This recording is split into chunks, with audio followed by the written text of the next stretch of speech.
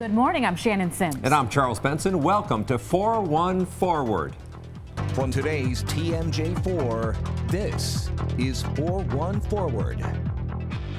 For the second time in just under a month, the JCC in Whitefish Bay was targeted in a bomb threat last Monday. It was just one of the JCCs out of dozens across the country who were forced to evacuate.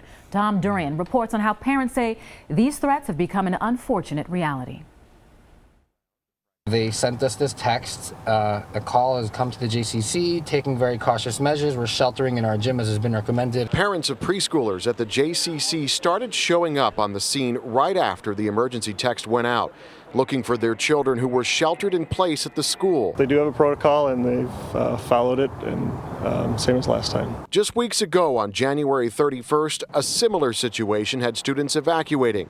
Whoever made that call is still out there, and investigators aren't sure if today's threat came from the same person.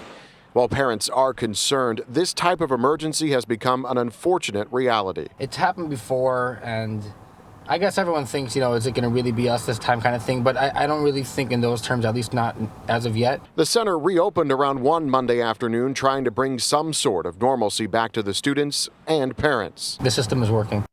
For the 4-1 Forward, I'm Tom Durian. The First Amendment grants us all the right to practice the religion of our choice. However, anti-Semitism has reared its ugly head in the last few months across our country, from bomb threats to vandalism. So starting the conversation this morning, we have Elana Kahn from the Jewish Community Relations Council of the Milwaukee Jewish Federation. From your point of view, what's going on here? Well, I think we saw last year during the course of the campaign and through the election, and certainly since, a rise in bigotry altogether. We've seen it targeting African Americans, we've seen it targeting Muslims for sure, we've seen it targeting people based on all sorts of identity markers, and we absolutely saw a rise in anti-Semitism last year.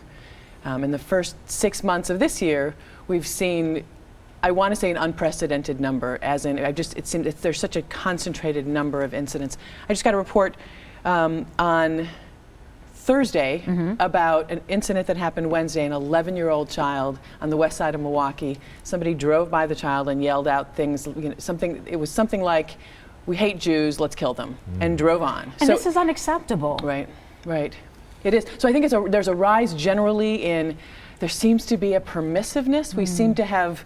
There seems to have normalized this sort of hateful language, and I assume that's what these bomb threats come out of. How do we combat that? How do we combat this sense of, like you said, almost normalcy, to have that foul language said, to have the disrespect for all people? Well, I think we have to continue to be outraged. I mean, I think we have to every time check back with ourselves.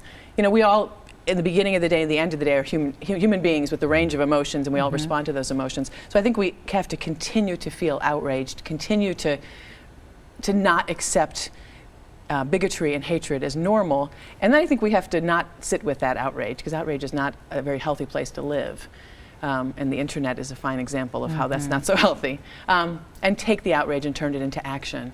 And what I have really understood in the last weeks. We just released, it so happens, last Monday, our audit of anti-Semitic events for 2016. So we saw the trends. It took us almost 2 months to get it out because we go through a careful process, but we saw the trends of last year. And you saw an uptick.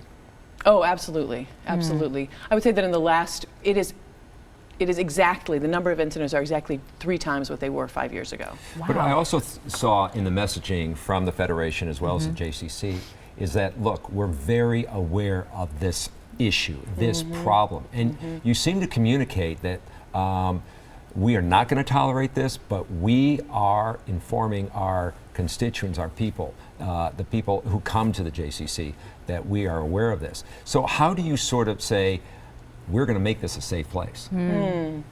So I want to answer that, and I want to step back and finish my, finish talking about action. I think that we have to maintain our agency. Yeah. So we have to continue to, we can wait for the president to make statements, and that's important, but we have to continue to monitor what comes out of our mouths. Who is the we, though? We is all of us. we as certainly Jewish people and people who use the JCC and other facilities and neighbors, people, those of us who live in a diverse society, it's not even just allies, because hatred against my people is today is hatred against your people tomorrow. I agree. So hatred is hatred. It just changes its target. And so the question is, can we change that dynamic? And I think we have to monitor what comes out of our mouths, and we do that by building relationships with people, so that we're not guarding ourselves, but we're looking at the world more openly, and we have to teach our children differently. And you have been building those relationships. Absolutely, absolutely. So I think there are a few. There's the immediate reaction, the JCC, and it's beyond the JCC, because there are several agencies on the campus. Everything worked right.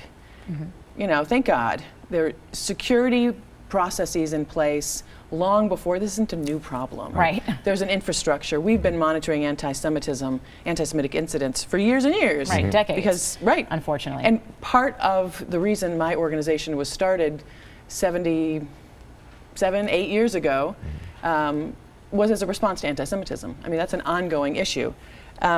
So those things are in place. And then there is long-term relationship building. Can we build alliances so that we have friends who will interrupt bigotry when it's directed toward us, and therefore we interrupt bigotry when it's directed toward others? And speaking on that relationship, and I said allies earlier, but even with the bomb threats, you have the Muslim community willing to give $5,000 to whoever responsible for the bomb threats that are being made to the JCC. That shows that there is community there. Absolutely.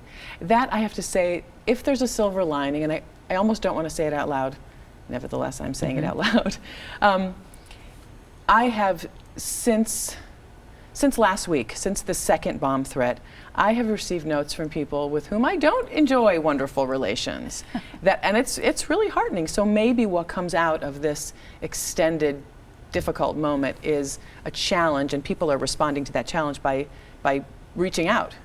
Elana, we appreciate you coming in and talking to us and giving us a better perspective on this. Thank you so much. Well,